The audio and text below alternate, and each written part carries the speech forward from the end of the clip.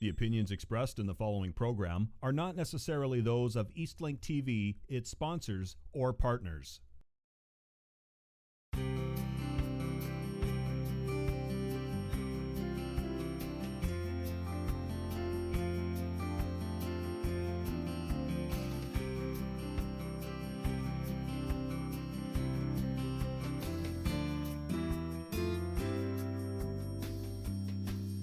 Bonjour et bienvenue à l'émission French Connexion. Mon nom est Nathalie Arsenault et nous avons deux invités aujourd'hui qui vont nous parler de leur expérience dans la communauté francophone. On va commencer avec Nathalie Pendergast qui travaille dans la communauté francophone depuis 3 ans et qui est francophile. Elle va nous parler de sa perspective très intéressante et pertinente.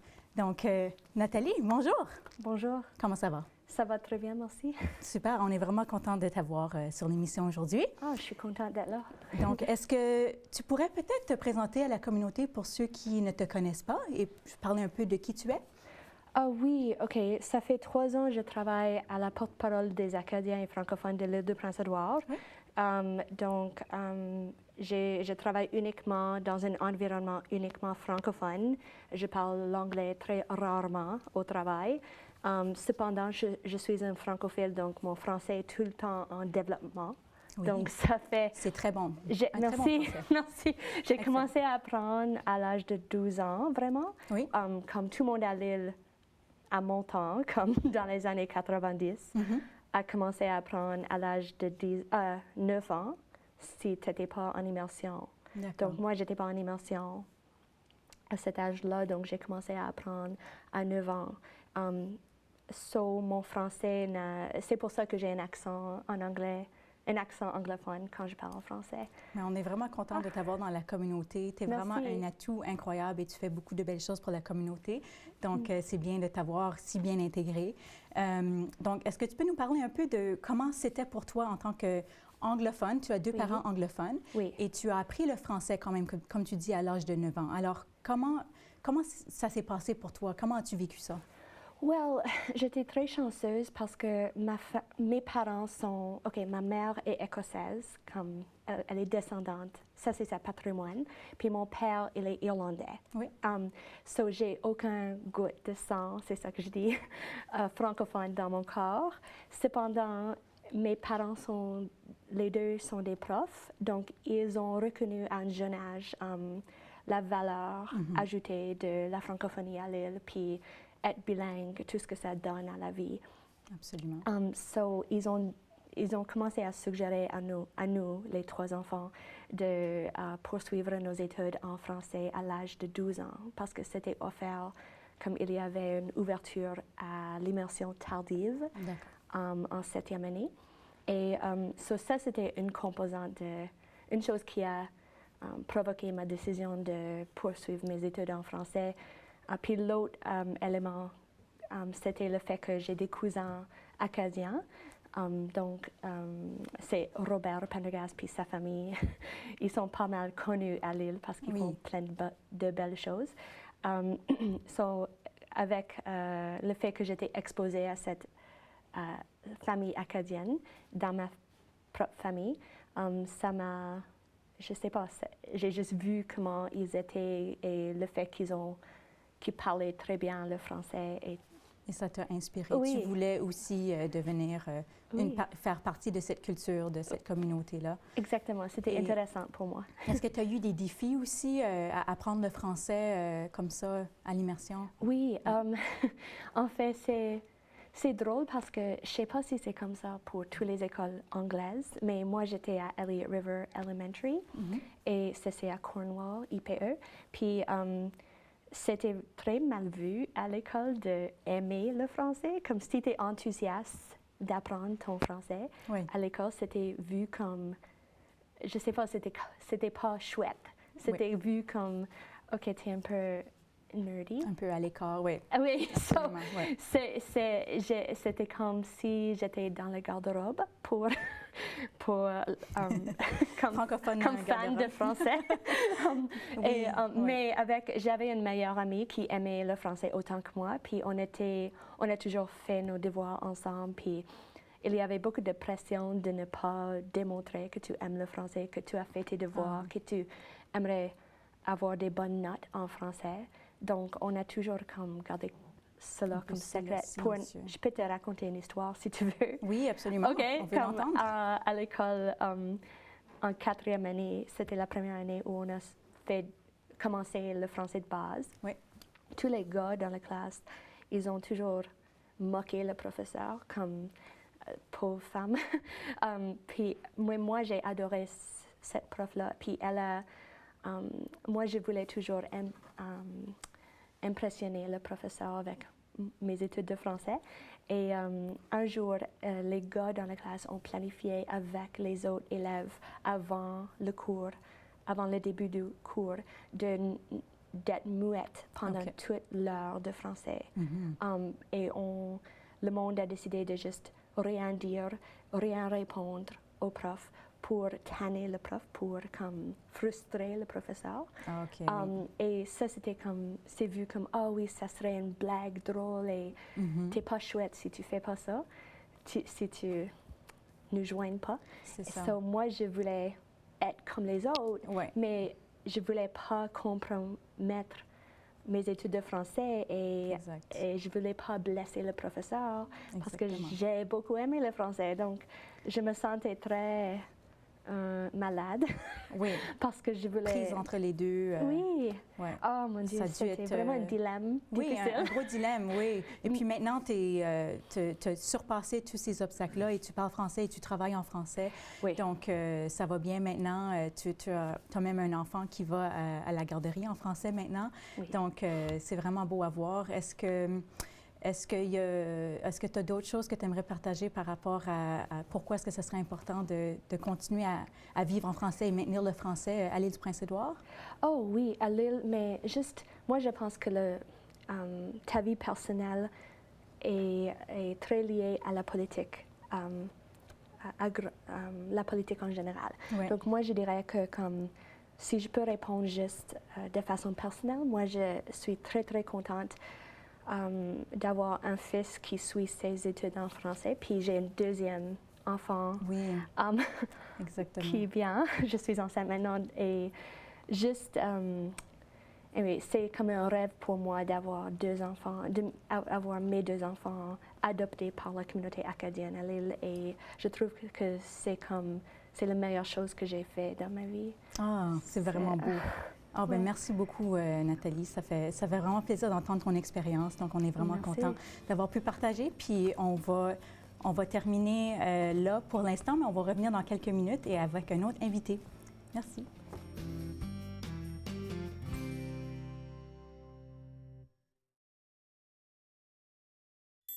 The opinions expressed in the following program are not necessarily those of Eastlink TV, its sponsors, or partners.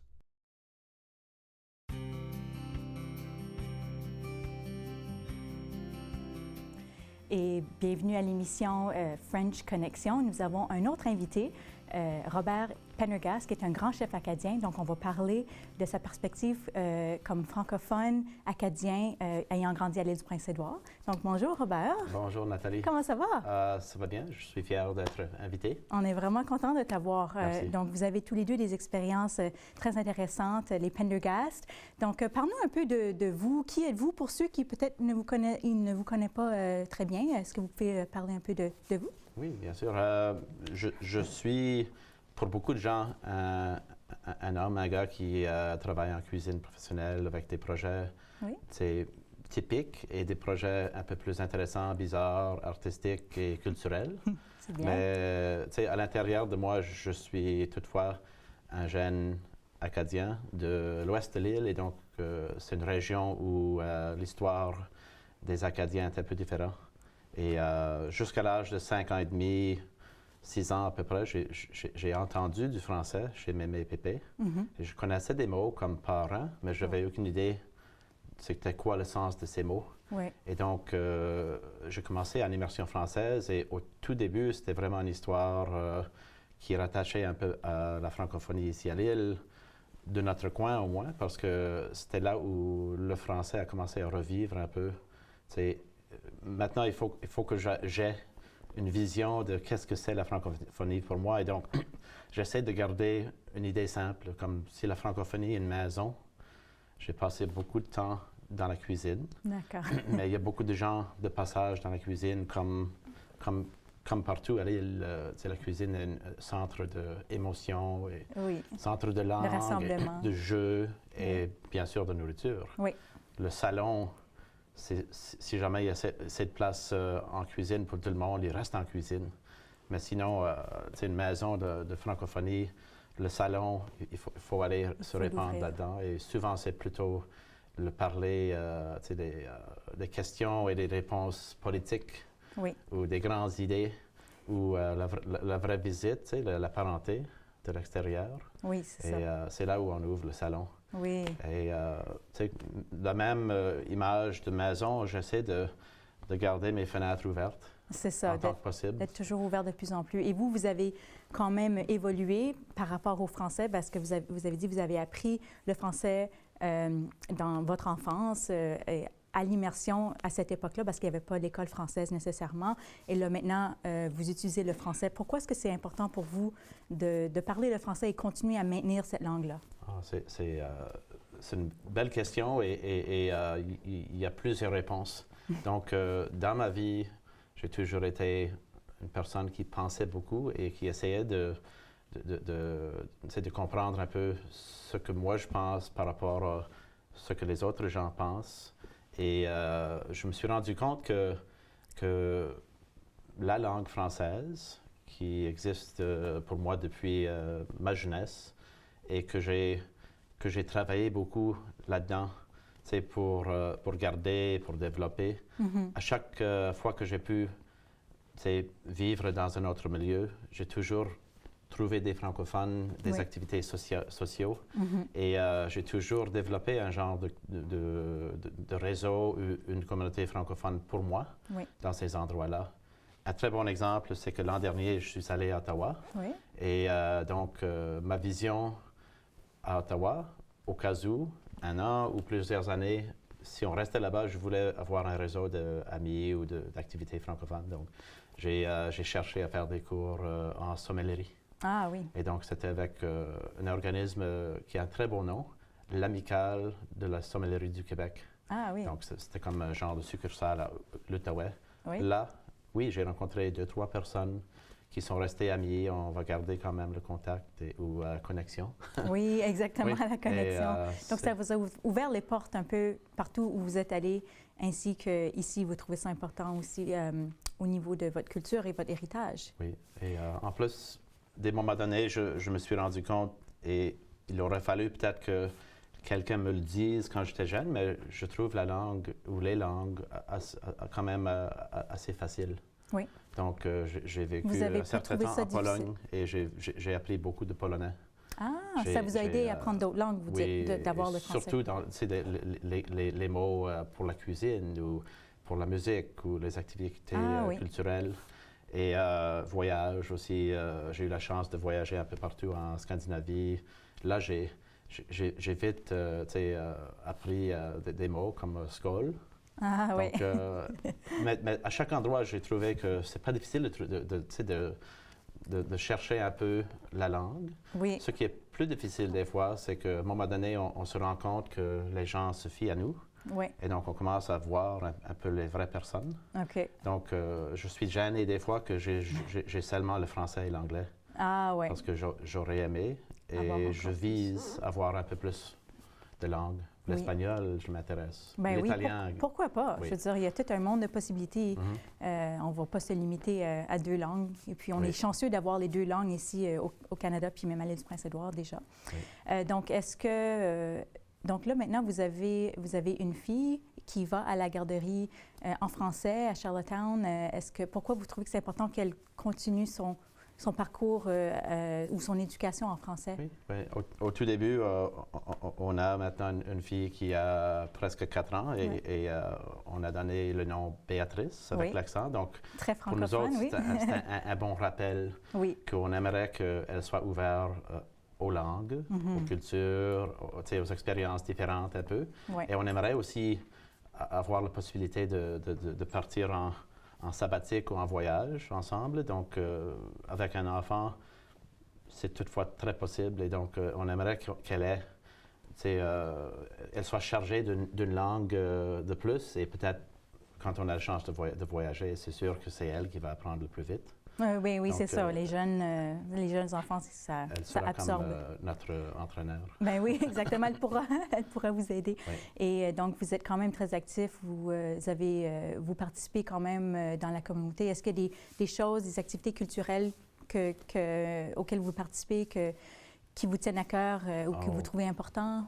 Il y en a plusieurs, mais j'ai commencé à apprendre qu'il faut viser des projets, des activités. Donc, pour moi, c'est souvent si je peux amener des idées ou du soutien en cuisine, j'essaie de donner cet atout parce que j'ai beaucoup d'expérience en ça. Oui. Et en plus, je suis quand même un grand amateur de musique et art.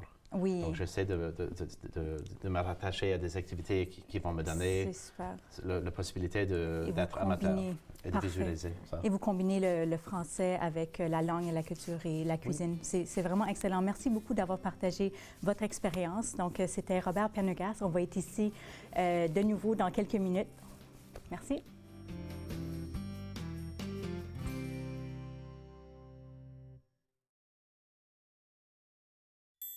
The opinions expressed in the following program are not necessarily those of Eastlink TV, its sponsors, or partners.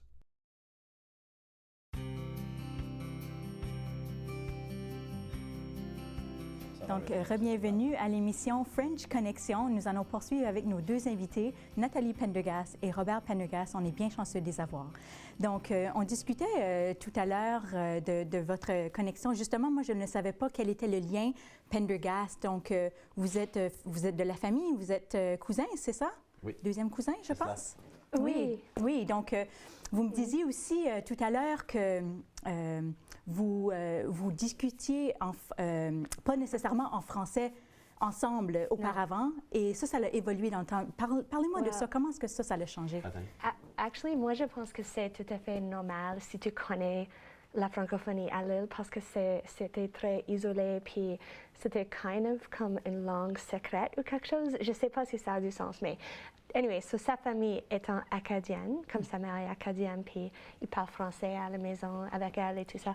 Et ma famille est anglophone complètement, donc c'est comme une courtoisie. Les Acadiens parlent toujours en anglais avec les anglophones. Même si les anglophones ont un français de base, ils vont juste continuer en anglais parce que c'est vu comme une courtoisie, mais je trouve que c'est pas juste vraiment. Mais anyway, so on a toujours parlé en anglais, nous deux, à cause de nos liens familiaux.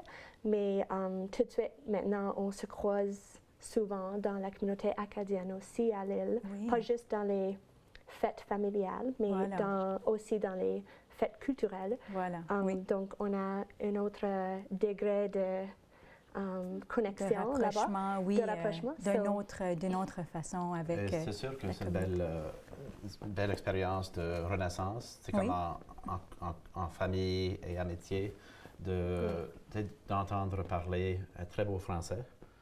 Ma cousine, quand elle était très jeune, j'oserais pas dire que je ne savais pas ce qu'elle ferait dans sa vie académique et tout ça, mais une fois que j'ai remarqué qu'elle était très capable, maintenant c'est évident qu'on pourrait continuer beaucoup plus en français. Et maintenant, c'est devenu plus normal de parler en français ensemble. Oui. Quand on se voit à Soupard ou comme il fait des repas, des soupers traditionnels acadiens à la Banque des fermiers. Et si je vais, ou même à l'école de Archie, ça c'est mon fils, il est là des fois et donne des soupers ou des lunchs aux enfants. Et c'est juste génial de voir mon cousin, puis prendre une photo de mon cousin qui fait ça.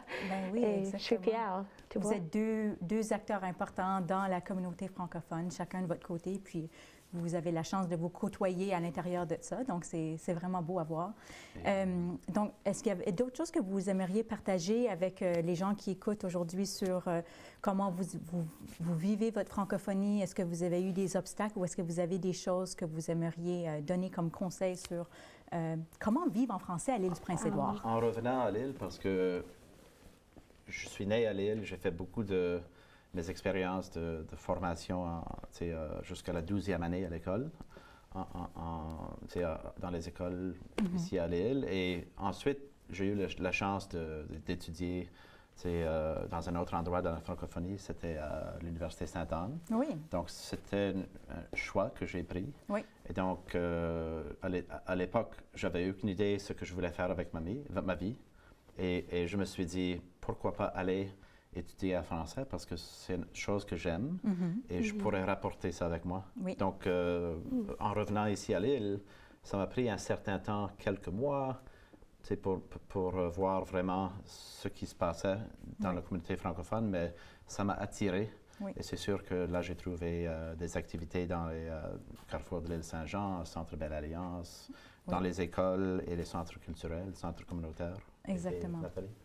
Oui, et well, je ne sais pas si ça répond à ta question, mais je voulais aussi mentionner le fait que comme nous partageons un nom de famille Pendergast, donc ça c'est évident. Et à chaque fois que je rencontre une nouvelle personne dans la communauté acadienne francophone, il me pose la question, est-ce que tu connais Robert Pendergast? Est-ce que tu es parenté de Robert? Oui, c'est ça.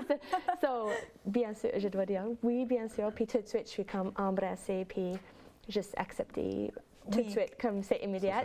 Donc, je trouve que c'est... Non, mais il a une bonne réputation, et sa famille aussi. Mais anyway, je voulais dire juste que comme, même si on partage le même nom, et je profite un peu de sa réputation et de son identité acadienne, je dois dire que comme politiquement, comme nos identités sont très différentes. Oui. En tant que personne parlant le français, parce que moi, je suis fière d'être francophile, fière d'être anglophone francophile. Oui. Je ne veux pas comme assumer que j'ai vécu la même histoire que les Acadiens, comme sa mère est acadienne, puis il est un ayant droit, c'est ce qu'on dit ici, pour les personnes qui ont le droit d'apprendre, parce qu'ils ont perdu leur français peut-être à cause de la fermeture des écoles françaises, des choses comme ça dans l'histoire.